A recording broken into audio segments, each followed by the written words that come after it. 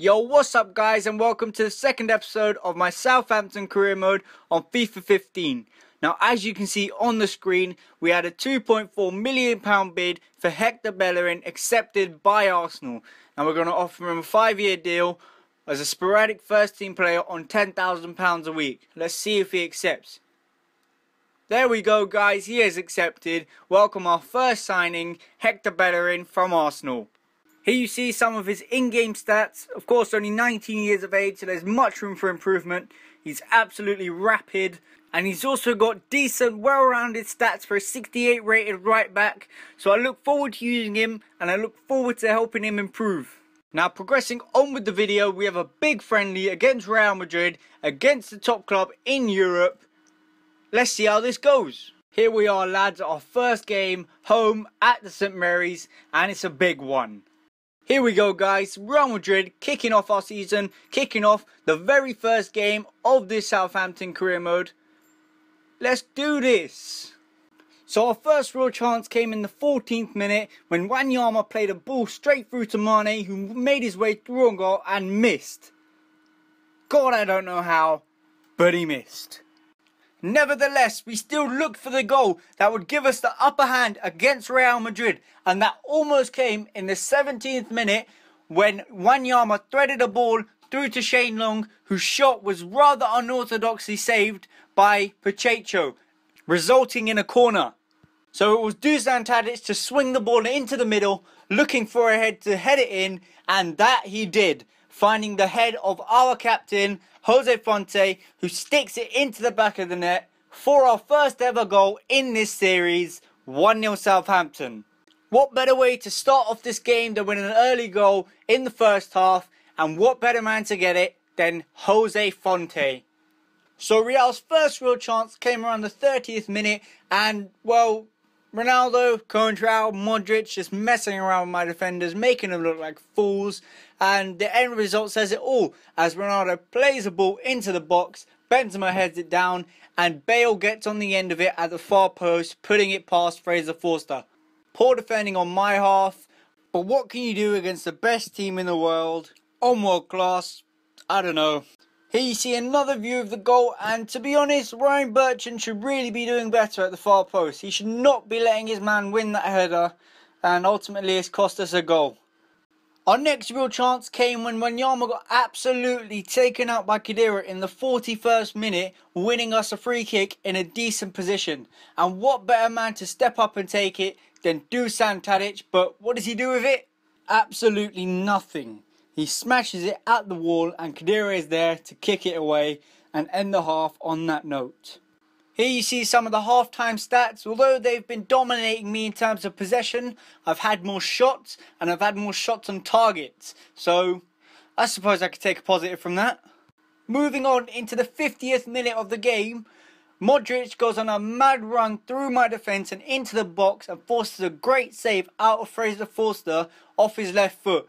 The rebound falls to Cristiano Ronaldo on the right hand side, whose ball into the box is flicked on towards Bale, who narrowly misses past the post. I mean, I honestly thought this was in. I don't know how he missed, but he did. Luckily for me. Anyway, Real's next chance came in the 55th minute and involved Bale, Benzema, Ronaldo and Silva.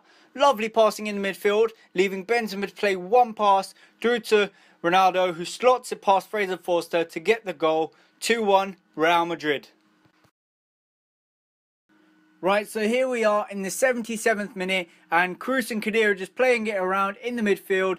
Kroos then plays a nice ball through to Khedira, who then plays it into the box to Ronaldo, who gets his boot to it, forcing an amazing save from Fraser Forster as the ball goes out for yet another Real Madrid corner. Luckily enough for me, the corner amounted to nothing, and Wanyama is able to clear the ball, thus ending this Real Madrid attack. But it doesn't end there. Kroos picks it up in his own half, runs into my half, and plays a lovely through ball into Benzema, who then squares it to Ronaldo, who, by God, I do not know how, puts it wide, and it still remains 2-1.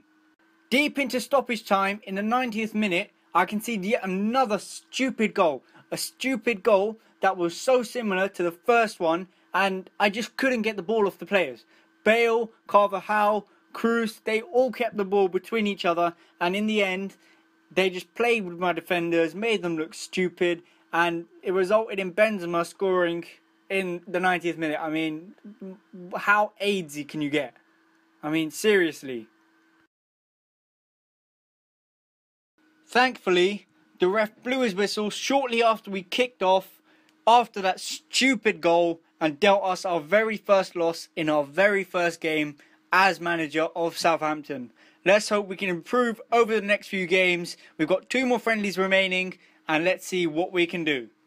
Right guys, here we are, and our second friendly is against Parma, the Italian side. Now for this game I created a much weaker team using the brand new FIFA 15 feature called Team Sheets, and I've included players that would not usually get a chance in the first team. Players such as Bellerin, Mayuka, James Ward-Prowse, players that can seriously improve, and I'm giving them a chance to see how well they do, and maybe if they do well they can get into the first team. Now this first half was really boring. I mean, the first chance came in the 34th minute, and it was a free kick that I gave to James Ward-Prowse, seeing as he had the best stats for it, but sadly he didn't really do much with it. He skied it. But in the 42nd minute, Parma hit back with a chance of their own as Antonio Nocerino's shot was saved by Fraser Forster before being cleared. Now if you thought that was close to half time, take a look at this as Jurisic wins the ball in the middle of the park and threads a lovely ball through to Mayuka, who paces it straight through with no defenders in his way and slots it past the keeper to make it 1-0 just before half time. But in my defence, I did deserve some aids after that last game against Real Madrid, so I'm happy with that. It's a lovely finish from Mayuka into the bottom right hand corner. Beautiful way to end the half. Let's get into the second. Right guys, there you see some of the half-time stats, and as you can see they have 56% possession, but that doesn't really bother me because A, I'm winning, and B, it's common when you play against world class and legendary. So let's get into this second half and let's hope to extend our lead and win this game. Now this half was also very boring as the first chance came around the 70th minute and involved both Jay Rodriguez and Mayuka, as Jay Rodriguez bombed down the wing and squared it to Mayuka.